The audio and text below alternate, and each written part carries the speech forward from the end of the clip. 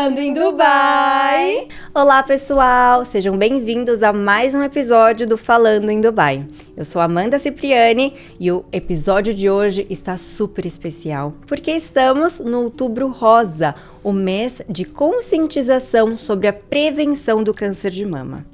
E para falarmos desse assunto tão importante, tenho aqui comigo minha parceira de podcast e também minha amiga, Bárbara Marques. Só que hoje ela não está aqui apenas como co-host. Hoje ela é a nossa convidada especial. Ai, meu Deus do céu, tô super nervosa, mas eu tô muito emocionada de estar gravando esse episódio hoje. E antes de começar, Bárbara, eu quero te dizer algumas palavras de coração, até escrevi para não esquecer. Bárbara, eu tenho um imenso orgulho da mulher que você é. Você enfrentou um dos maiores desafios que alguém pode viver e transformou dor em força, medo em coragem e incerteza em esperança. Você não é só uma sobrevivente do câncer de mama, você é uma inspiração. E tenho certeza que a partir de hoje, muitas mulheres que ouvirem a sua história vão se sentir mais fortes, mais encorajadas a se cuidar e mais confiantes de que existe vida, alegria e vitória depois do câncer. Obrigada por estar aqui, disposta a abrir seu coração aqui com a gente. Seja bem-vinda. Obrigada. É diferente estar aqui desse lado. Obrigada por topar e por sugerir e pelas palavras. Eu acho que hoje o maior objetivo, quando nós iniciamos o Falando em Dubai, é levar a informação sobre o mercado imobiliário, que é o que a gente melhor faz, sobre Dubai. E hoje um dos propósitos da minha vida também é falar que câncer não é sentença de morte. Câncer muitas vezes é sentença de cura. E a gente vai falar mais, mas durante meu tratamento eu pedia muito para Deus que se a minha missão fosse passar por isso, que eu pudesse de alguma forma levar isso para as pessoas. E Amanda, eu pensava assim, talvez eu vá entrar em algum grupo de ajuda, ou eu vou lá onde o pessoal está fazendo tratamento. E às vezes não, às vezes é através de um podcast que a gente nem imagina, né? Então, bora lá. Obrigada. Já me dá um papelzinho, por favor. A gente já deixou aqui preparado uma caixa de lencinhos. Obrigada, amiga. Bom, mas antes da gente entrar na sua história e conversar mais a fundo sobre todo o seu processo, a sua jornada, eu acho que é muito importante a gente lembrar que o câncer de mama é o câncer mais comum entre as mulheres ao redor do mundo. Só para vocês terem uma ideia, hoje são diagnosticados mais de 2 milhões de casos. Só que tem uma notícia boa quanto a isso, que quando diagnosticado precocemente, as chances de cura chegam a mais de 90%. E é justamente por isso que é tão importante a gente vir falar sobre a prevenção. É importante a gente também compartilhar histórias reais. Então, dito isso, vamos nos afundar melhor, conversar mais sobre a sua jornada, que é tão linda, que é tão inspiradora. Bárbara, conta pra gente como que foi que você descobriu o câncer de mama. Dia 4 de maio de 2023 foi quando eu fui ao hospital aqui em Dubai. Eu fui diagnosticada dia 12 de maio. Mas a minha busca não começou aí. O que acontece, Amanda? Eu tenho na minha família, por parte de pai, por parte paterna, um histórico de câncer muito grande. Então, tem várias pessoas. O meu avô faleceu com câncer. Minha avó teve, inclusive, câncer de mama e outros tipos de câncer, mas ela não faleceu de câncer. Enfim, tem uma série de casos, assim, na minha família. E eu sempre fui uma pessoa muito racional. Então, desde muito cedo, eu sempre cuidei muito da minha saúde. Acho que meu pai é um pouco hipocondríaco, talvez. Não sei, mas eu sempre fui muito atenta, assim. Então, desde sempre, eu sempre fiz o check-up anual, num geral, tanto ginecológico, mas todos os tipos de exames possíveis. Isso sempre foi meu. E aí, quando eu vim a Dubai, eu morei com uma amiga e quando a gente foi... As empresas aqui, elas têm que nos fornecer, né, o seguro de saúde, mas elas dão um seguro muito básico. E essa minha amiga falou, cara, eu vou fazer um seguro melhor. Eu tô contando isso pra contextualizar. E por conta dela eu falei, vou fazer também, né? A gente nunca sabe, porque a saúde aqui também não é uma coisa tão... O plano é acessível, mas o tratamento particular é um pouco caro. Enfim, contando isso, eu fui entre março e abril de 2023, eu fui ao Brasil. E quando a gente vai ao Brasil, o que a gente faz? Exames, bateria de exames, até onde não precisa fazer, a gente faz. Todo mundo que mora fora, porque é onde a gente se sente confortável. E foi isso que eu fiz. Então, sempre, antes de ir, a gente já vai com tudo agendado, né? E a minha ginecologista de muito tempo, naquele dia, ela fez o exame, o toque, e eu sempre tive vários cistos de água, porque eu tinha prótese. E ela, Bárbara, eu sei que tu tem muito, mas tem um cistozinho que ele tá um pouquinho alterado, mas é muito pouca coisa. Eu falei, tá bom. Vamos fazer os exames normais, mas bem tranquilo. Cara, eu saí dali já assustada, porque como eu tinha esse histórico familiar, eu já, meu Deus. E aí eu cheguei em casa, toque, toque, toque, nada. O que essa mulher sentiu aqui que eu não sinto? Deve ser muito pequeno. Amanda, passa alguns dias, aí eu agendei pra fazer o exame, passa alguns dias eu acordo e fiz o toque, uma bola de ping-pong. Eram 3 centímetros. Falei, não é possível que isso aqui tava aqui e eu não tava sentindo. Eu já tava ali, né? E aí eu fiquei desesperada. Saí desesperada, fui no consultório da médica sem ligar, sem nada. Cheguei lá apavorada. E a secretária o que foi? Eu falei, preciso falar com ela. Ela, não, mas não tem. Eu falei, deu um tilt. Aí ela me atendeu e quando ela apalpou, ela... não, isso aqui não era assim. Mas calma. Ela me encaminhou para um outro médico, fiz exames de ultrassom. E o médico, não, isso aqui não é nada. Provavelmente você teve algum impacto na sua mama. E... tá inflamado, é líquido e tal. Eu falei, tá bom. Mas eu fiquei muito incomodada. Conversei com os amigos, consegui uma consulta com um mastologista, que é referência na cidade, e já era meu mastologista também, mas eu nem lembrei dele. Fui até ele. Ele falou, Bárbara, não é nada. Pode ficar tranquila, é um cisto inflamado, você deve ter batido. E foi quando eu conheci meu afilhado. Então eu tava pulando, jogando ele pra cima e tal. Minha mãe me proibiu de pegar ele, porque ela falou, você se machucou, para de fazer loucura. E no consultório médico ele falou, só pra você ficar tranquila eu vou fazer uma punção, porque isso aqui é líquido. Tá bom. No escritório dele, no consultório dele, né? Aí quando ele foi fazer a punção, eu lembro que ele apertou, ele dizia, Bárbara, eu não tô conseguindo tirar nada. Aí eu já me apavorei, né? Porque até aí eu já tinha ido pro Google, Aí ele apertou mais um pouquinho, consegui. Ele falou, eu acho que a camada tava muito grossa, mas eu consegui. Tirou um pouquinho e falou assim, olha, eu vou mandar pra biópsia só pra desencargo da sua consciência, porque eu tenho certeza que não é nada. Vai pra Dubai, eu continuo te acompanhando a cada 6 meses. Vamos fazer acompanhamento a cada 6 meses pra você ficar mais tranquilo? Eu falei, beleza. Contente com isso? Não. Fui mais 2 médicos, mais 2 exames de ultrassom. Não é nada. Só faz o acompanhamento. Voltei ao Dubai, tomei medicamento anti-inflamatório. Só que, cara, aquela bolinha de ping-pong que tinha uns 3 centímetros começou a crescer. E assim, em menos de um mês, aquilo virou uma laranja de 8 centímetros. Então, aquilo ali começou a me incomodar, porque estava pesado, aí começou a ficar vermelho, começou a doer, já não conseguia usar qualquer roupa.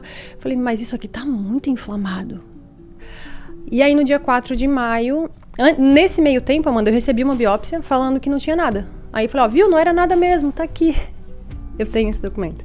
Falei, tá bom.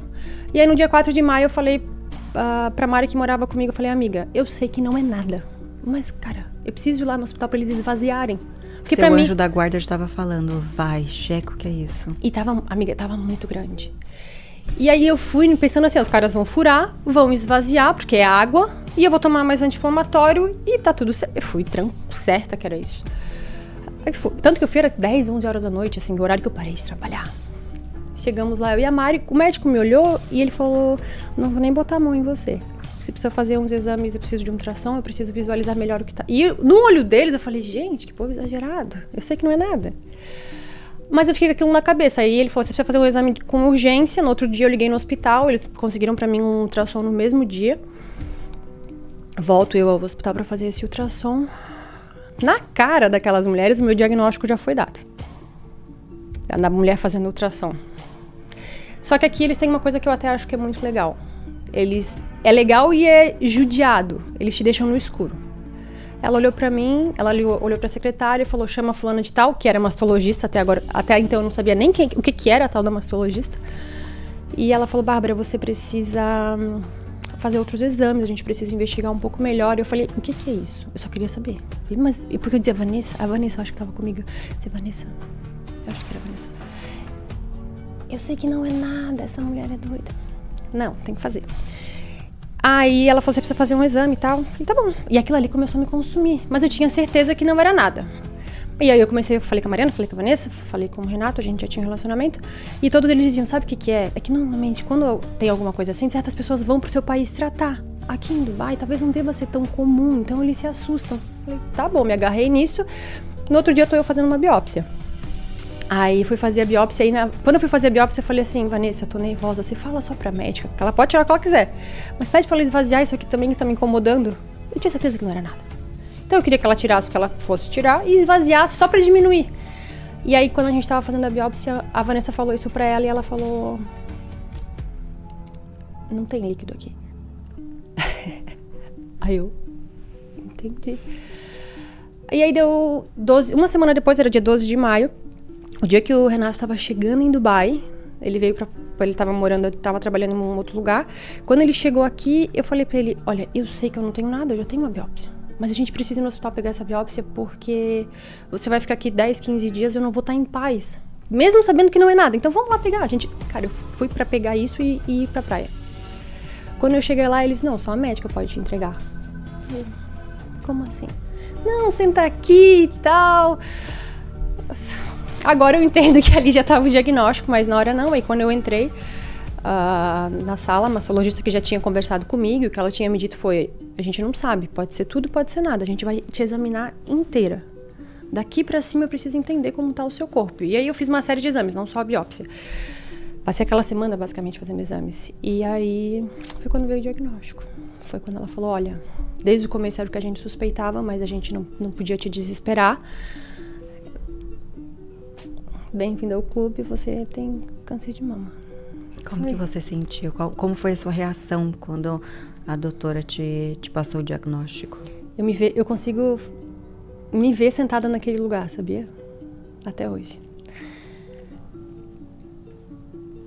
Eu lembro do que ela começou a falar, o restante eu não lembro, porque eu entrei em choque. Primeiro porque você nunca acha que vai acontecer com você. Outra coisa, eu tinha 33 anos. Então eu até sabia que talvez eu tivesse um risco por conta familiar, mas quando eu fosse ficando velha, né? Tipo, não que eu seja novinha, né? Mas depois dos 50, 60 anos. Eu tinha 33 anos. Eu tava organizando um noivado e tava organizando pra começar a tentar engravidar. Eram esses os nossos planos. E aí ela me jogou uma bomba. Amiga, foi choque. Gente, esse papo hoje vai ser mais relax, então vai ser amiga, porque eu não consigo... E aí foi um choque, assim. O primeiro momento é o choque. E o meu choque foi o que eu fiz com a minha vida. A primeira coisa que eu lembro de pensar foi o que eu fiz com a minha vida. Por quê? Porque quando eu vim pra Dubai mudou a minha vida, mas eu só trabalhei. Eu só trabalhava. E eu juro pra ti que eu pensei, falei, cara, eu trabalhei tanto pra ter uma condição melhor de vida financeira e hoje talvez eu tenha isso, mas não vai adiantar nada. E eu não vivi.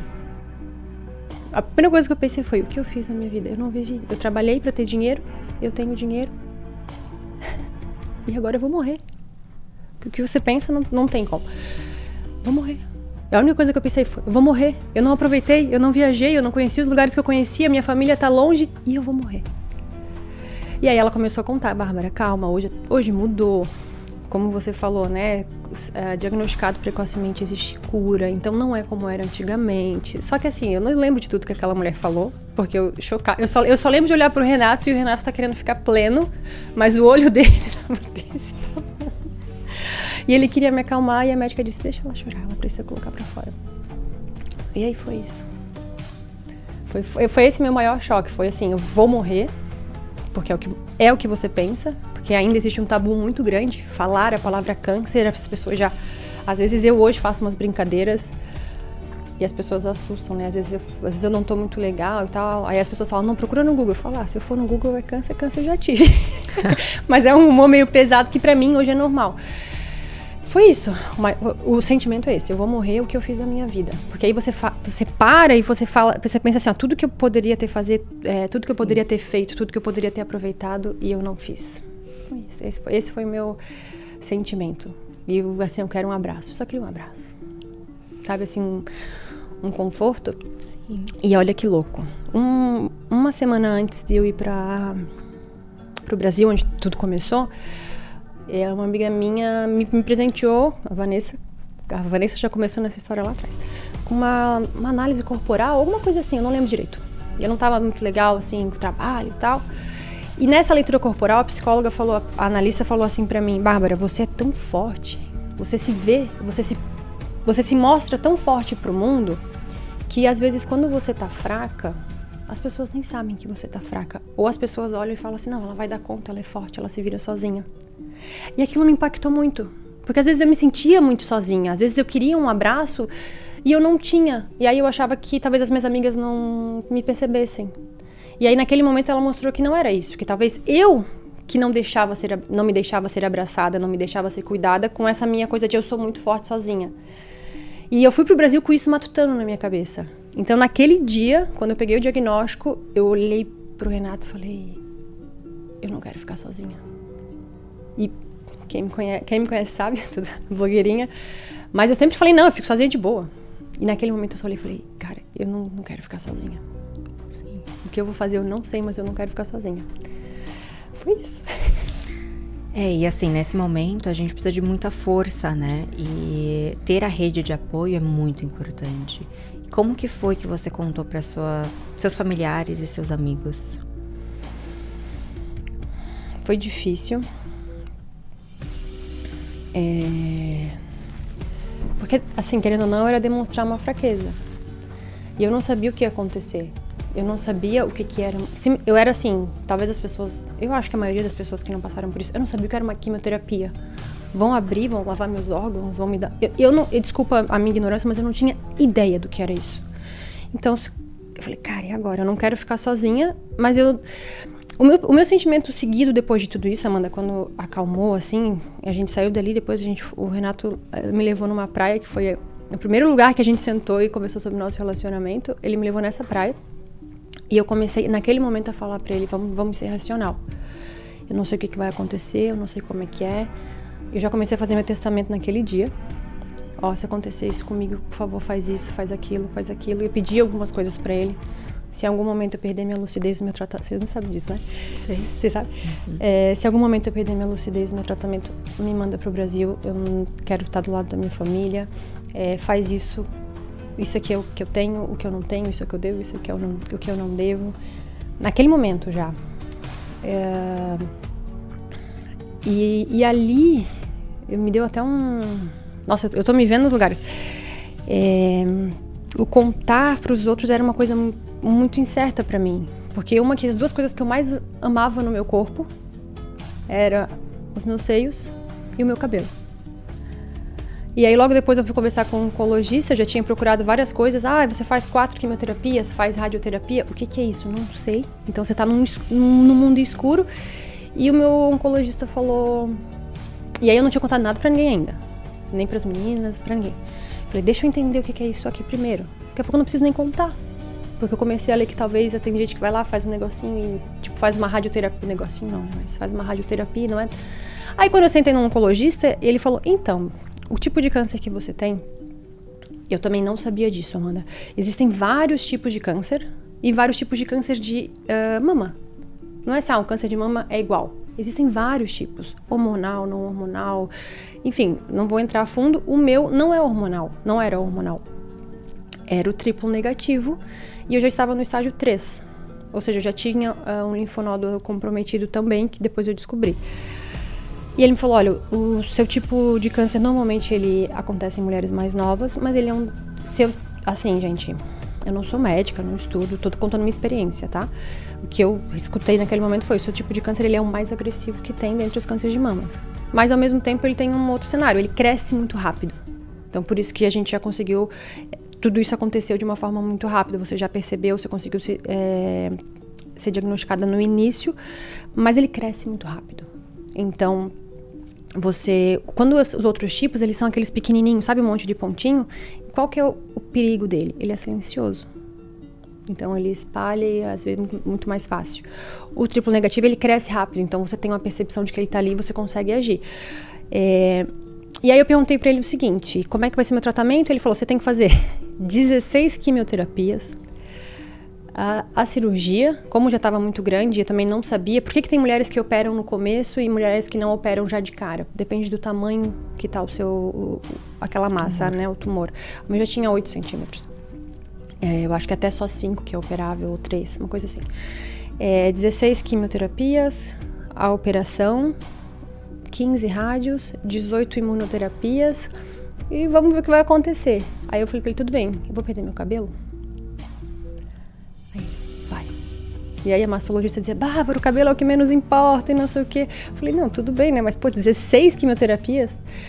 E eu não tinha contado pra ninguém ali, e só pensava na minha família. E aí eu falei, quanto tempo eu tenho pra perder o cabelo?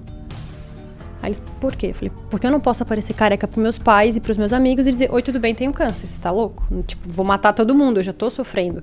Então, quanto tempo eu tenho pra entender o que vai ser meu tratamento e poder compartilhar com as pessoas? Amanda, ele falou, se você tiver sorte... Então, se você tiver sorte, ele falou, olha, depende do seu organismo, você vai fazer uma quimioterapia por semana, 2, 3 semanas. Talvez já caia no primeiro. Eu falei, mas não tem o que fazer? Ele falou, ou tu vai cair na primeira quimio, ou talvez você consiga ir perdendo aos poucos até a terceira. Falei, bom, então agora é hora de contar, não tenho o que fazer. E ele falou, e eu preciso que você comece semana que vem já. E aí entrou o Cap Code na minha vida também, mas a gente pode falar depois, que foi o capacete gelado. Foi meu primeiro milagre. Sim. Eu não perdi meus cabelos. Eu cortei, foi um processo danado, se você quiser depois eu conto, pra cuidar e pra manter eles. Sofri, nossa senhora, pior que a quimioterapia, mas fiquei com os cabelos. A partir daquele momento foi quando eu comecei a contar para as pessoas que estavam mais próximas de mim, porque eu não queria que elas me vissem careca, não queria o choque. Naquele momento eu fui muito assim, preciso de apoio. Aí eu contei, e aí teve outra coisa nesse momento, né? Que a gente viveu um milagre, um desespero. A Mari, que morava comigo, já tinha uma certa idade, o sonho dela era ser mãe. Eu fui no hospital dia 4 de maio, uma semana antes a Mari fez um exame e descobriu que estava grávida. Nossa, o sonho da vida dela. Ela estava extremamente feliz. Ela falou, não, mas calma, deixa eu entender o que está acontecendo para contar. Na outra semana eu fui diagnosticada. E aí era outra situação, né? Porque aí, assim, a gente morava junto, as nossas amigas eram as mesmas. Oi, tudo bem? Eu tô grávida. Oi, tudo bem? Eu tô com câncer. Foi meio tenso, mas era o que a gente tinha para oferecer naquele momento. As últimas pessoas que eu contei, assim, do meu ciclo foram meus pais, porque eu queria que fosse leve para eles, porque nós estávamos muito longe. E assim, depois de toda essa bagunça toda, tô falando muito, né? Fala. Depois dessa coisa toda, eu queria que fosse leve, e naquele momento eu olhei pro céu e falei, obrigada a Deus. Porque não foi meu pai, não foi minha mãe, não foi meu irmão, não foi essas pessoas que eu amo, porque como é que eu ia dar suporte pra elas? Ali eu já comecei a entender que eu era forte. Falei, eu sou forte pra passar por isso. Eu não sei se eu teria força pra ajudar eles.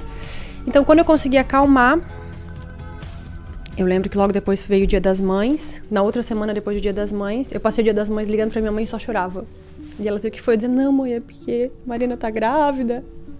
E eu olhei, como é que eu vou contar isso? E aí teve um dia que eu acordei bem, que eu não tava chorando, que eu tava assim, num mood bom. Aí eu liguei pra eles, falei, oi gente, tudo bem então? Então, vocês lembram que eu falei, bem assim, que aquela bolinha que tava crescendo e tal? Então, tenho câncer de mama. Que ideia. Mas foi assim que eu contei. Tipo, como se não tô gripada. E aí eles ficaram chocados. Falei, mas é isso. Antes disso, eu liguei pro meu irmão. Falei, olha, a história é essa. Eu preciso que você comece a ficar cuidando dos nossos pais, porque eu vou contar pra eles.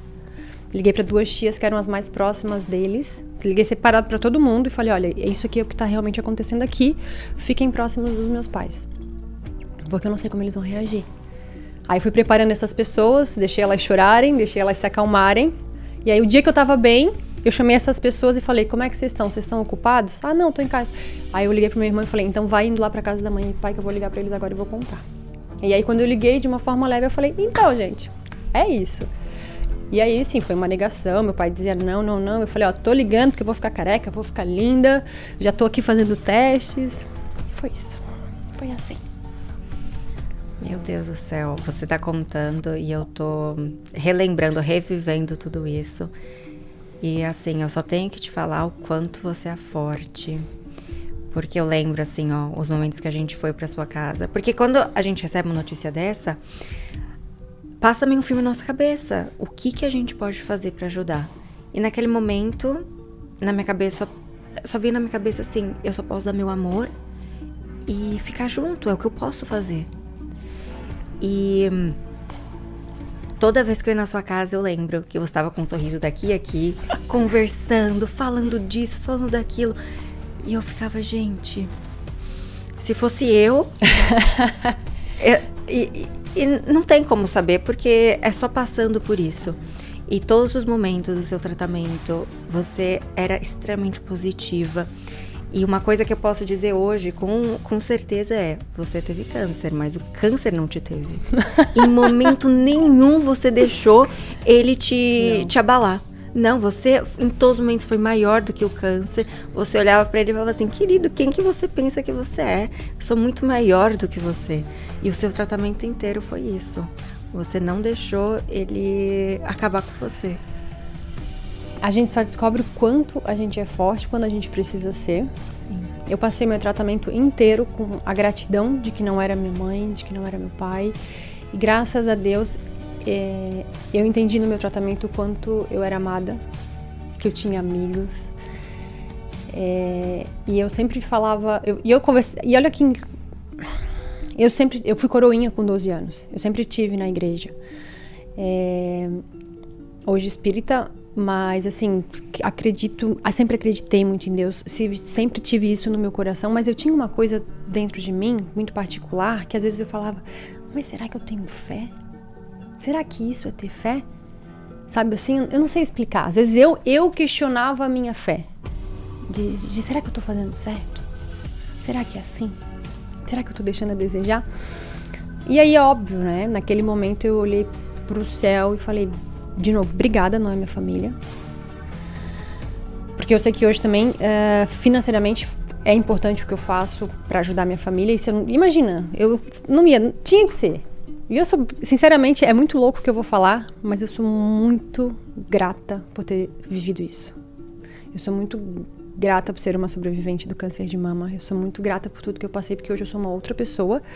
E durante o meu processo, quando eu tava meio assim, era pro céu que eu olhava e trocava uma ideia. E eu sempre dizia pras minhas amigas e pras pessoas que estavam ali, porque era o que eu sentia. Eu me sentia andando numa rua que tinha muito espinho. Muito espinho. Cada passo que eu dava porque assim, perdi todas as minhas unhas, a gente vai perdendo os pelos de todo o corpo. A única coisa que eu consegui salvar foi o cabelo da cabeça. E a gente vai debilitando, vai ficando fraca. Eu comecei a inchar, comecei a engordar. Então eu dizia, tô passando aqui numa rua cheia de espinho. Se lá no final dessa rua eu vou cair num buraco, que pra mim eu falava cair num buraco, mas era no sentido de eu vou morrer, ou se vai ter um caminho lindo pra eu seguir em frente, eu não sei, Jesus. Eu só quero que seja leve. Se isso aqui é o que eu tinha pra viver e que eu tire uma lição daqui, que as pessoas entendam que dá pra ser leve. Eu tinha, não sei, era o meu sentimento, assim. Então, eu não queria, não demonstrar fraqueza, porque quando eu tava mal. Mas era levar da melhor forma possível. Teve um momento no meu tratamento em que eu fiquei mal. Que eu fiquei de cama. Assim, 2 dias eu me entreguei pra cama. E aí a Vanessa olhou pra mim um dia, a gente tava indo em algum lugar, e eu comecei a contar pra ela o que eu tava sentindo. Eu falei, eu tenho pensado muito sobre a morte, sobre isso, sobre aquilo. E aí ela falou, mas essa Bárbara aqui não é a que tava vivendo o tratamento até agora. Ela falou, o que você quer ser? Você quer ficar na cama? Ou você quer continuar fazendo o que você tá fazendo? Eu falei, não quero ficar na cama. Ela falou, então você precisa reagir. Você tem uma escolha agora. E aí ela falou, você pode ficar. Se você ficar, a gente vai cuidar de você na cama. Só que se você ficar, você vai condicionar o seu corpo e a sua mente a entender que aquilo ali é o seu tratamento. Nossa, e na hora eu falei, não quero isso não. Foi o único momento assim. E aí uma coisa que é importante falar é essa questão da rede de apoio. Eu sempre fui uma pessoa muito independente. Brava. Brava. Não, mas assim, a rede de apoio é fundamental para o tratamento. Então, às vezes, vocês que estão nos assistindo, Amanda, a cada 8 mulheres, eu vou fazer isso agora. pensa em 8 pessoas. Você pode me incluir nesses 8, tô brincando. Pensa em 8 pessoas. Se você é mulher, pense em você e mais 7 amigas. Se você é homem, pense em 8 mulheres que você conhece. Nesse grupo de 8 mulheres, uma, em algum momento, vai ser diagnosticada com câncer de mama. Isso é muito forte e as pessoas não pensam nisso. E pra mim, uma das coisas mais importantes era a rede de apoio. Era o que as pessoas nem sabem. Eu tenho um grupo que até hoje existe, que é a minha lista de transmissão, que se chama Rede de Apoio. Então ninguém sabe quem tá ali, mas eu sei todas as pessoas que estão, porque eu não falava muito sobre isso também. Assim, não era uma coisa que eu postei na rede. Eu demorei 5 meses para postar na minha rede social. Mas terça-feira a gente tava ali esperando o seu videozinho. Mas toda terça-feira eu ia fazer quimioterapia e tinha um vídeo meu. Terça-feira, dia de Babarella. Sim. E era onde eu relatava para as pessoas o que tinha acontecido naquela semana desde a última quimio. Então era a forma que eu porque não, também assim, tem horas que eu falava muito, tem horas que eu queria ficar muito quieta. Quando acabou meu tratamento, durante algumas semanas, terça-feira eu recebia mensagem de várias amigas do Brasil aqui dizendo: hoje não tem dia D? Graças a Deus não. Mas de tão forte que isso era. A rede de apoio é muito importante. E cada um demonstra do jeito que pode. O que eu posso te dizer é, as pessoas que às vezes falam assim, ó, eu não sei o que eu vou falar, eu não sei o que eu vou fazer, porque é tão delicado, eu vou ser invasivo. O que eu posso te falar do outro lado é que, cara, um oi, tudo bem, eu tô com você, faz uma diferença, aquilo te dá um gás, eu não sei te explicar. Tinham pessoas que assim, a gente não tinha talvez bom relacionamento e tal, que naquele momento falaram, cara, eu sei que a gente já teve as nossas diferenças, mas assim, ó, tamo junto. Vai dar certo, se precisar de... E não é que, ai meu Deus, viramos melhores amigos, mas aquilo ali você fala, cara, isso aqui é a vida, a gente tá aqui pra sair daqui melhor do que a gente chegou. E aí eu vou usar uma pessoa, aliás, vou usar 3 já pra falar sobre a rede de apoio e a importância, mas vou usar a Vanessa, pra representar todas as minhas amigas que estão no Brasil, que estão aqui, não entendam errado, mas ela foi um anjo na minha vida, porque eu ainda demorei muito pra contar pra ela. E a partir do momento que eu contei, ela falou, não saio mais do seu lado. E aí o Renato precisava viajar e a gente tava assim, como vai ser? Porque minha mãe nunca tinha entrado no avião, Mariana tava grávida, casou, enfim, foi morar com... Eu ia ficar sozinha, vamos dizer assim dizer. E a Vanessa chegou em mim, no Renato, na minha família e falou... ela fez por ela. Eu já fui no escritório, já conversei com o meu gerente, já conversei com os meus diretores, que eram as pessoas que sabiam o que estava acontecendo. E a partir de hoje, toda terça-feira eu tô contigo. Eu, como assim? Ela assim, tu não vai um dia no hospital sozinha e eu não saio do teu lado. Pode ficar... Ela olhou pro Renato e falou, pode ficar tranquilo. A gente tá junto, ela não vai ficar sozinha. E ela cumpriu isso até o último dia. Muito mais até. Então o papel da amizade é muito importante. Cada um do seu jeito. Com uma ligação, com uma mensagem, com uma oração. Às vezes com um abraço, não fala nada. É muito importante. E ela foi muito, muito importante. Porque às vezes eu saía da quimioterapia, foi muito louco o que aconteceu. Às vezes eu saía da quimioterapia, parecia que ele tinha me dado energético. Eu tava... e eu não conseguia dormir. E eu falava. E a Vanessa tava lá. Quantas vezes a Vanessa foi pra casa dela 3, 4 horas da manhã pra no outro dia trabalhar? E quantas vezes ela, terça-feira, desmarcou reuniões com clientes, todos os compromissos, e ela estava lá. Quantas vezes o meu seguro não aprovou por alguma coisa o meu tratamento, porque a imunoterapia é muito cara, e ela ligava. Quantas vezes ela ficou 2 horas no telefone, e ela num e eu no outro. Ela foi um pilar muito importante. A minha mãe nunca tinha entrado no avião. Minha mãe morre de medo de elevador. E ela veio para Dubai. E ela ficou... E você mora no 37º andar. Sua mãe todo dia no elevador? Não. A minha mãe só entrava... Olha como a Vanessa foi importante. A minha mãe só entrava no elevador quando a Vanessa ia lá. Porque eu não saía muito de casa e minha mãe não entrava no elevador sozinha. E aí quando a Vanessa percebeu isso, todo dia de manhã ela começou a ir na minha casa, 7 horas da manhã, para cuidar da minha mãe. Ela dizia, Dona Maria, vamos pra academia. E aí ela ia pra academia com a minha mãe. Deus enviou um anjo pra vocês. E a minha mãe, depois, agora eu vejo isso, tá? Mas durante meu tratamento eu fiquei muito calada. Muito calada. E a minha mãe ficou 6 meses dentro de um apartamento comigo e às vezes eu não falava nada o dia inteiro. Mas eu não percebia que eu tava calada. Mas a minha mãe tava lá. E o Renato, eu vou trazer esses 3 pontos. Não sei se você sabe, mas no Brasil, 70% das mulheres que são diagnosticadas com câncer de mama são abandonadas pelos seus parceiros. Isso é muito louco, né? Um momento de mais fragilidade, que a gente precisa de mais suporte, né? E às vezes pelo simples motivo de eu não consigo te ver careca, tô indo embora. E quando eu peguei o diagnóstico, depois de um tempo eu falei pro Renato, pega as suas coisas, a gente ia noivar, a gente ia ter filho. Eu não sei nem se eu vou ficar viva, como é que eu vou fazer esses planos todos com você? Então, eu falei pra ele isso, vai viver sua vida, não tem nada pra te oferecer. O câncer veio pra mim, o câncer veio pra minha família. Minha família não tem o que fazer. Minha mãe não pode deixar de ser minha mãe e fugir dessa bucha.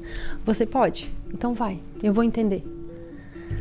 Na segunda ou terceira vez que ele falou isso pra mim, ele falou, a gente vai brigar.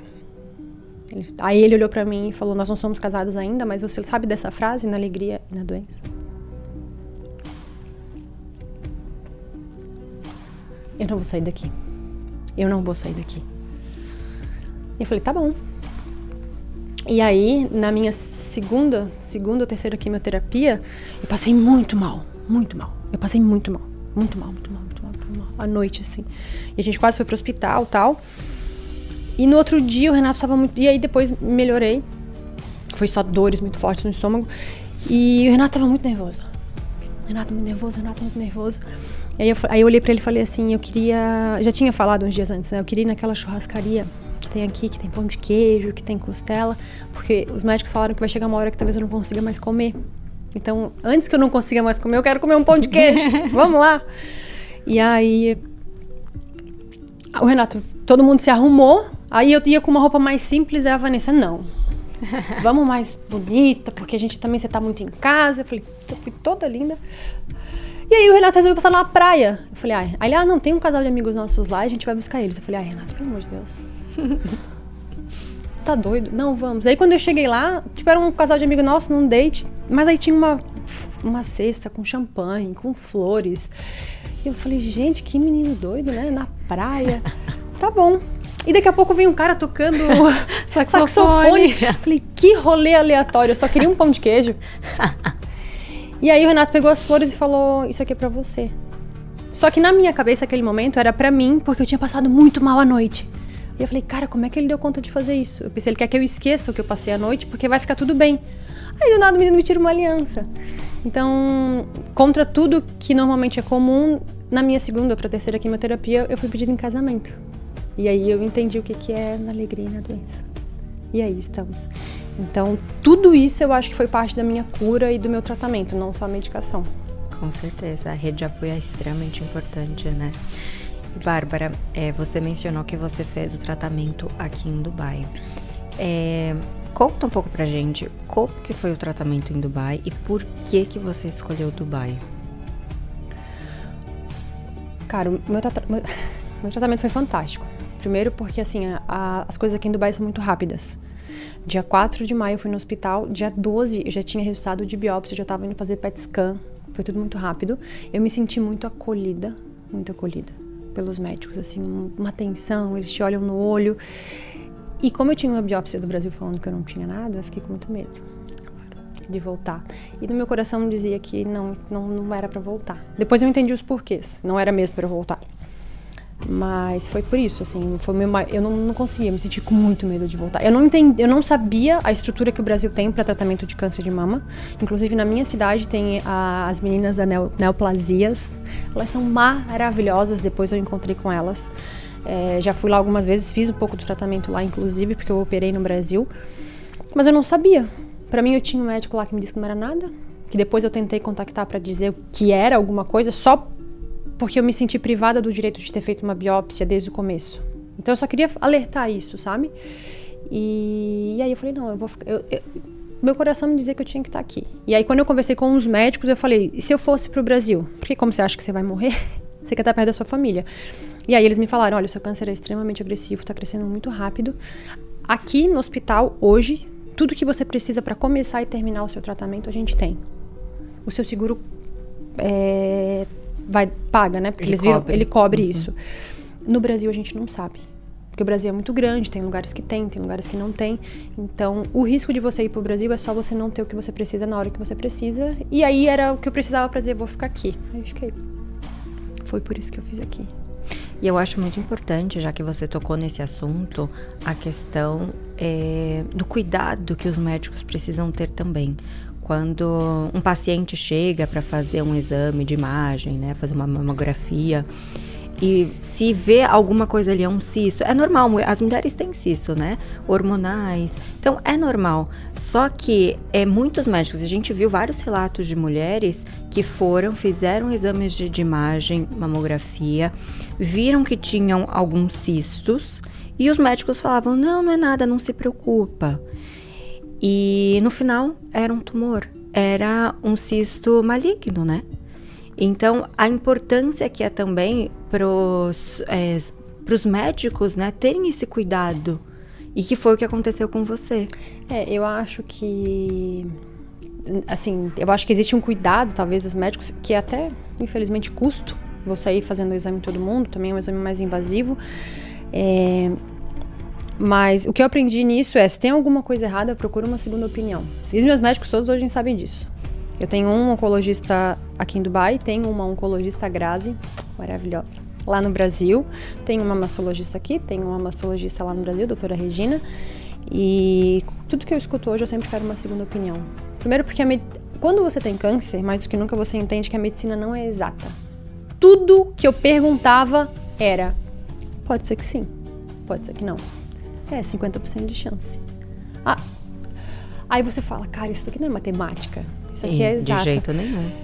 Outra coisa, as mulheres que têm já uma predisposição, é importante que elas comecem a fazer o exame mais cedo, e existe um médico especialista para isso, que é o mastologista. Eu não sabia disso. A gente sempre a gente sempre vai ao ginecologista, e eles têm uma percepção, e tá tudo bem, mas se você notou alguma coisa diferente, ou se você escutou, como eu escutei, vai em um mastologista, porque é um médico especialista de mama. E se não tá confortável com aquilo, procura uma segunda opinião. Para mim isso foi muito importante. Quando eu contactei os médicos de novo, eu contactei a ginecologista e o mastologista que me falaram que não era nada no Brasil, durante o meu tratamento. O mastologista não quis falar comigo. Eu nem queria uma consulta, obviamente, né? Porque eu tava agora não mais, passou, mas naquele momento eu tava muito indignada. Só podia falar com ele se eu pagasse. Eu entendo que é o trabalho dele, mas eu não queria uma consulta, e eu falei, eu só preciso de 10 minutos para ter uma conversa. A ginecologista, eu falei, não é uma consulta, eu preciso de uma... E assim, já eram meus médicos de anos, não era um médico que eu nunca tinha visto, já estavam comigo há mais de 10 anos. Ele não quis, enfim, ela na chamada, eu falei, olha, eu tô ligando pra você pelo seguinte, aquilo que não era nada era. Eu tô com câncer de mama, triplo negativo, tá total, assim, assado, e eu lembro que ela chocou. Eu não tô ligando, não vou processar, não é nada. Eu tô ligando porque eu não tive o direito de fazer vocês não me deram o direito de dizer, olha, não é nada, mas vamos fazer uma biópsia, porque tá um pouco estranho. E eu acho que foi me tirado, naquele momento, o direito de escolha. Eu poderia não fazer. Dizer, daqui 6 meses a gente vê, se for eu faço. Mas isso foi tirado de mim naquele momento. Você ia fazer, você não ia fazer? Não sei. Mas não foi... E eu acho... E olha que louco. Ela foi muito querida, eu gosto dela, inclusive voltei no Brasil, encontrei com ela, com essa ginecologista. Depois disso eu tive uma colega, na verdade a cunhada de uma amiga muito próxima, que eu nem sabia que ela era a mesma médica. E na consulta ginecológica, essa ginecologista sentiu alguma coisa diferente, encaminhou ela para um mastologista, enfim, e ela fez uma biópsia. E aí ela foi diagnosticada com câncer de mama, bem no início. A mesma ginecologista. E aí, quando eu voltei no Brasil, ela falou pra mim, aquela ligação mudou algumas coisas na minha mente como médica. Talvez ela fosse esperar um pouco mais de tempo. Então, aquilo ali pra mim já foi assim, aquela ligação valeu a pena. Porque eu tive alguém próximo de mim que teve a oportunidade de saber muito mais cedo. E foi isso. É isso. E Bárbara, e depois que você passou por essa experiência, o que mudou a sua forma de ver a vida? O que não mudou? Exato. Mudou tudo. Tudo. Hoje eu sou outra Bárbara. Eu penso diferente, eu vivo diferente. Às vezes, a minha avó tem 90 e poucos anos já, e ela dizia pra mim quando eu era mais nova, às vezes a minha filha, não fique esperando, se isso e isso acontecer, quando isso acontecer eu vou ser feliz. Quando isso aconteceu, e a gente faz muito isso, né? Quando eu atingir essa meta, quando eu estiver nesse lugar, eu vou estar feliz. Minha avó dizia, não faça isso. A felicidade depende de você, você tem que ser feliz. Né? E eu nunca entendia isso, eu dizia, como é que ela acha que eu vou fazer isso? Agora eu entendo. E hoje eu me sinto feliz. Às vezes as coisas boas acontecem e eu tenho aquele sentimento, assim, sabe? Que meu corpo fica, ai, que legal. E eu me permito viver isso. E aí várias outras coisas. Eu tinha muita dificuldade de dizer não. Eu tinha muito, eu preciso que isso aqui aconteça pra eu fazer aquilo. E às vezes não é preciso. A gente não tem controle da vida. Se tem uma coisa que a gente não tem, é controle da vida. Então hoje, se eu tenho vontade, se eu tenho um plano, poxa, eu podia ter um podcast. Poxa, olha que legal. Sim. Cara, dá pra ter? Vamos lá, vamos fazer, vamos tentar. O não a gente já tem. E a forma que eu lido com os meus clientes é diferente. Antes eu sou muito mais séria, muito mais centrada, e eu tinha um relacionamento muito mais direto e reto, negociação. Hoje não, hoje pra mim, se eu tenho a oportunidade de sentar com o cliente, tomar um café, saber como é que tá a família dele ou dela, às vezes eu fico mais feliz até do que várias outras coisas, sabe? Às vezes os clientes vêm e falam, Bárbara, hoje eu não vou comprar nada, mas vamos almoçar. Cara, vamos almoçar. Como é que estão as coisas? Como é que tá o seu negócio? Hoje eu aprecio a vida. Eu acho que seria isso. E eu me permito. Hoje eu tô cansada, não dá pra trabalhar, não dá pra trabalhar. E tá tudo bem. E tá tudo bem. Sim. Hoje eu quero trabalhar bastante, beleza. Ou, poxa, vou ter que fazer uma viagem agora porque eu preciso descansar. Vou ter que fazer. Antes, se isso acontecesse, um cliente me falasse assim, tô indo, eu cancelava a viagem. E às vezes o cliente nem chegava. Hoje não mais. Então, hoje eu aprecio a vida. Porque eu sei que eu tô curada. Eu já tô indo pro meu segundo ano de remissão. Eu sei que eu só posso falar isso quando completo o 5º ano de remissão, mas eu acredito muito nisso. Em novembro fazem 2 anos de remissão. Mas eu não sei até quando. Hoje você percebeu que a vida é o hoje, né? E até um caso bem curioso, quando a gente tá montando nossos roteiros aqui do podcast, eu percebi que, nós percebemos, né, que sempre quando é a palavra hoje pra falar no roteiro, sempre é você que fala, e você fala com uma empolgação. E hoje. E é exatamente isso, é o presente. Não é à toa que o presente tem esse nome, porque ele realmente é um presente na nossa vida. E você aprendeu isso, e você vive no hoje. O passado, o futuro, que Deus o tenha. Sim. Você vive hoje. A gente não tem controle. Eu me sinto muito grata por ter passado por tudo. Hoje eu me sinto, nossa, assim, eu sou tão mais feliz, eu sou tão mais viva, eu demonstro tanto afeto. Se eu quero um carinho, se eu quero um abraço, se eu quero atenção, eu falo. Nossa, eu já cheguei a ficar de cama porque eu perdi um negócio. Eu perdi uma venda que eu trabalhei pra caramba, tudo bem, tá? Trabalhei 1 ano e meio, abri empresa do cara, fiz tudo pro cara e, enfim, perdi eu fiquei de cama 1 semana. O Renato dizia, você precisa reagir. Não de cama que eu não trabalhei, mas eu trabalhava e chegava em casa, Hoje, se eu perdi um negócio, cara... Tá tudo bem, não era pra ser meu, é porque o perfil não deu. E de coração, eu nem assim, que pena. Não, eu paro e penso, o que eu podia ter feito diferente? E às vezes pergunto, e meia hora depois, move on, vamos lá. E num geral, com tudo. Hoje, se eu tenho alguma coisa que tá mais ou menos assim, eu falo, ei, falei alguma coisa errada? Tá, nossa... Mas é bem perceptível, porque a Bárbara de antes... Era uma Bárbara que trabalho. Bárbara, vamos fazer isso. Não posso, tem uma reunião. Bárbara, vamos fazer aquilo. Não posso, eu tenho um Zoom daqui a pouco. Bárbara, não, trabalho. Você era muito mais fechada também, sabe? Você era muito assim, você chegava no escritório focada, era aquilo ali, ficava até 10 horas da noite, ia pra casa, abria o computador de novo, trabalhando, dia seguinte, e só aquilo. E hoje vendo, parece até contraditório, mas o câncer te curou. O câncer te curou porque você estava ali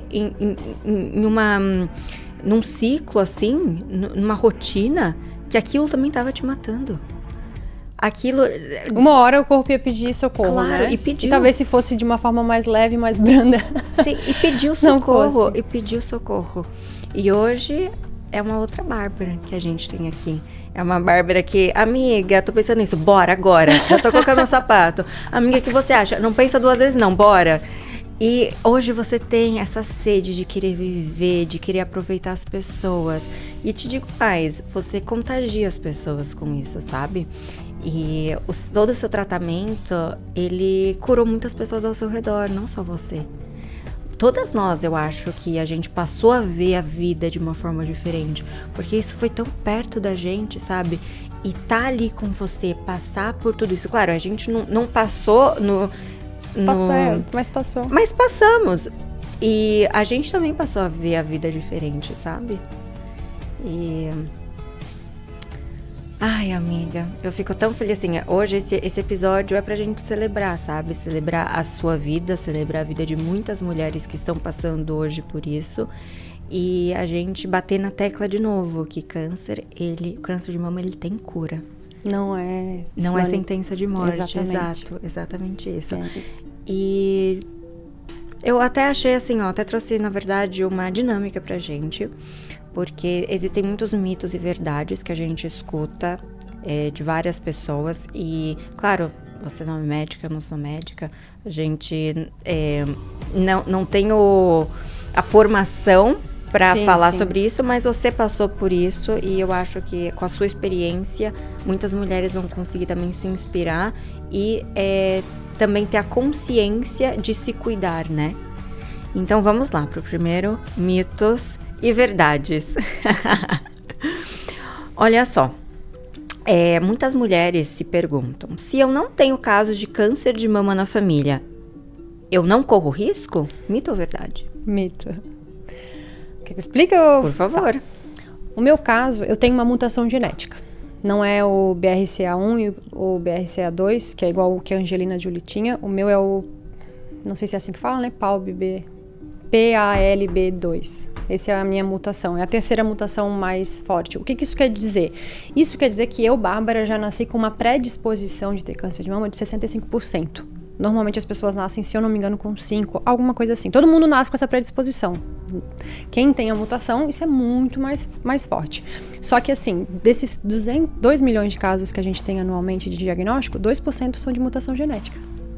Meu Deus, é muito pouco, então, muito baixo. Na verdade, é bem o oposto disso. Isso não quer dizer que se não tem ninguém na sua família que não tenha, você também não vai ter. O câncer vem de uma série de coisas. O seu corpo inflamado é uma célula que não se formou de forma devida, né? E aí vem uma série de fatores que influenciam nisso. E aí, cada vez mais, as mulheres abaixo aí dos 40, 50 anos têm sido diagnosticadas, como no meu caso. Antes era uma coisa rara. Eu vi um podcast do Dr. Drauzio Varela que ele dizia, quando eu comecei na área oncológica, uma moça de 32 anos foi diagnosticada, parou tudo, vamos estudar e analisar o que é isso. E hoje não. 40% dos diagnósticos são mulheres abaixo de 40 anos hoje. De novo, isso que eu li, pesquisei e tal, né? Não faço parte desses estudos, mas as coisas estão mudando, né? Sim. E as pessoas precisam prestar atenção muito séria nisso. Claro. Bom, próximo mitos e verdades se eu não sinto nada, não preciso fazer mamografia? Pelo amor de Deus! Precisa. A Organização Mundial da Saúde diz que a partir dos 50 anos, uma vez por ano, todas as mulheres devem fazer. No Brasil, eu até posso olhar ali o nome, mas enfim, a Organização de Saúde, de Mastologia, eu acho, né? Isso. Diz que é a partir dos 40 anos. Uma vez por ano, todas as mulheres devem procurar um médico e fazer o check-up geral, né? Porque não é só o câncer de mama, mas devem fazer o acompanhamento. Quem já tem uma predisposição familiar, o ideal é que comece isso antes. Pelo menos aí a partir dos 35 anos. Então, é importante que os médicos entendam a sua predisposição. E, de novo, o ginecologista, eu sei que ele faz ali um papel, né? Um papel fundamental nisso, mas o médico especialista na mama é o mastologista. Então, principalmente as mulheres que já têm uma predisposição, não é só porque também isso é importante, não é só porque alguém da sua família teve que você vai ter. Mas é um alerta para você prestar mais atenção. Então, quanto antes essas mulheres forem diagnosticadas, é mais fácil de ter a cura. Então, sim, é isso. Com certeza. Bom, já que você já tocou nesse assunto das idades, outro mitos e verdades o câncer só desenvolve em mulheres acima de 50 anos? Esqueci, não sabia dessa questão. Não, muito pelo contrário, como eu comentei hoje, 40% são as mulheres que estão abaixo de 40. Exato. E aí vem uma série de coisas, a questão da alimentação, a questão da obesidade, que a gente tem muito mais mulheres ficando obesas, uma série de escolhas e também mudanças culturais, olha como é louco, né? Da forma que a gente vive a vida, que tem interferido nisso. Então, não. Por isso que é importante, principalmente quem não tem uma predisposição, fez 40 anos, vai no médico. Se ele não te falou nada, lembra ele, faz o exame. A gente sabe que no Brasil, às vezes, a saúde pública, você tem que esperar um longo tempo para ter um primeiro exame, mas até uma informação importante, no Brasil existe uma lei, Amanda, que a partir do momento em que a pessoa for diagnosticada com câncer de mama, com câncer, não com câncer de mama, é 60 dias para começar o tratamento. As pessoas às vezes não sabem. Então é um direito, as pessoas precisam ir atrás. E quanto antes você é diagnosticado, mais fácil de você ser curado. Ótimo saber disso, né? O próximo Mitos e Verdades é: o autoexame das mamas substitui a mamografia na prevenção? Não, com certeza não. Há muitos anos atrás, segundo o Dr. Drauzio Varela, a gente não tinha mamografia, não tinha tanto acesso. As campanhas que tinham isso era o principal. Isso não é o principal, mas eu acho que também, assim, pelo menos uma vez por mês, você tá no seu chuveiro, faz ali o exame. No meu banheiro lá de casa... Eu ia falar isso agora. Você acredita? E assim, a Bárbara, desde o tratamento dela, ela já começou a alertar todo mundo, né? E aí ela colocou no banheiro dela uma plaquinha de como que faz o autoexame.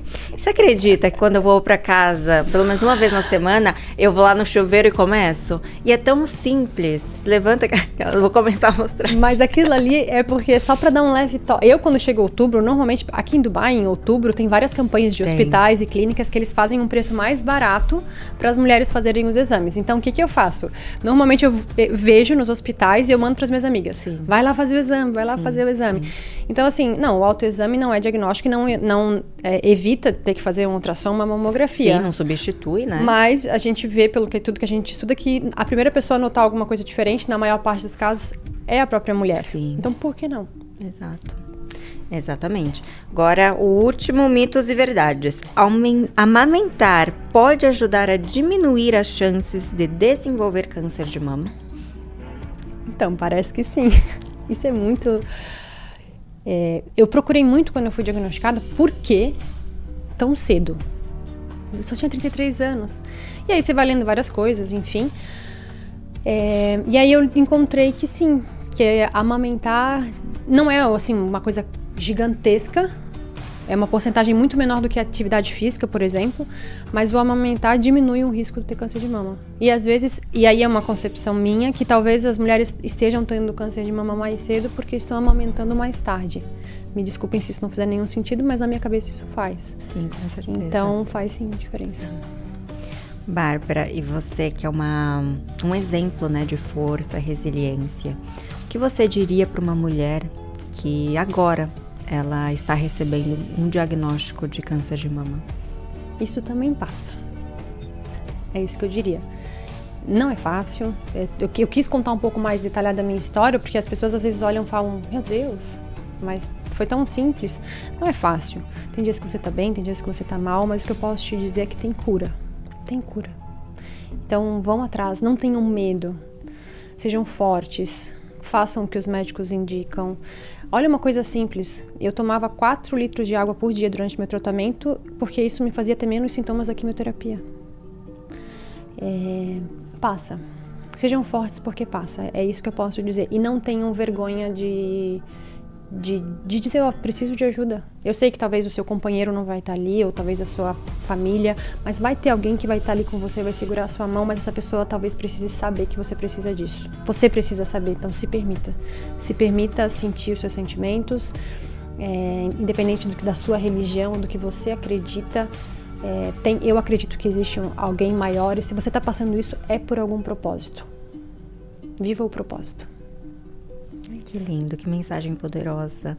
Bárbara, muito obrigada pela coragem de vir aqui abrir o seu coração, contar pra gente como que foi todo o seu processo. E qual que seria a última mensagem, então, que você deixaria para todas as mulheres que estão passando por isso hoje, mulheres que já passaram, mulheres que talvez estamos só escutando? Qual que é a mensagem que você quer deixar? Eu acredito muito que a gente está nessa vida com um propósito, que é sair melhor do que nós chegamos. Independente se o nosso tempo é 20, 30, 50, 200 anos aqui nessa terra, eu acredito que a gente tem que sair daqui melhor do que nós chegamos. Ninguém é perfeito, mas, de novo, tudo passa. Nossa, quando eu tava mal, eu olhava e dizia, tudo passa, uma hora vai passar. Então, eu não sei o que você está passando na sua vida, mas tem alguém que está olhando por você, basta você acreditar, basta você pedir. E façam o autoexame, façam o preventivo. O diagnóstico precoce pode salvar a sua vida, salvou a minha. Como disse a Amanda, o meu câncer foi a minha cura. Então, era o que eu precisava passar. Você não sabe o que você vai precisar passar. Se é uma dor de barriga, se é uma dor de cabeça, não importa, não tem maior e menor. Se você está passando é porque tem um propósito maior e você precisa acreditar para passar por ele. Então, tenha fé, acredite em Deus, ou enfim, no que você acredita, mas tudo passa.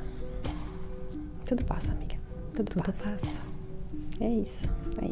E sejam felizes, gente. Meu Deus, a vida é linda, é maravilhosa, aproveitem, porque a gente não sabe até quando a gente vai estar aqui. Eu me sinto muito privilegiada. Sim. Porque, e às vezes as pessoas me olham assim, falam, cara, eu podia ter saído, atravessado a rua e ter sido atropelada. Sim. Que oportunidade que eu ia ter de refazer as coisas totalmente diferentes. Então Deus me deu um presente. Dizer, querida, vamos recalcular essa rota. E é isso. Então, eu vim aqui hoje e eu quis falar um pouquinho mais detalhado de tudo que eu passei, para que as pessoas entendam que todo mundo tem um problema. Todo mundo. Você tá Amanda hoje, tá passando por alguma coisa. Várias, inclusive. Mas passa, e tem um porquê, e a gente tem que sempre tentar tirar o melhor daquilo.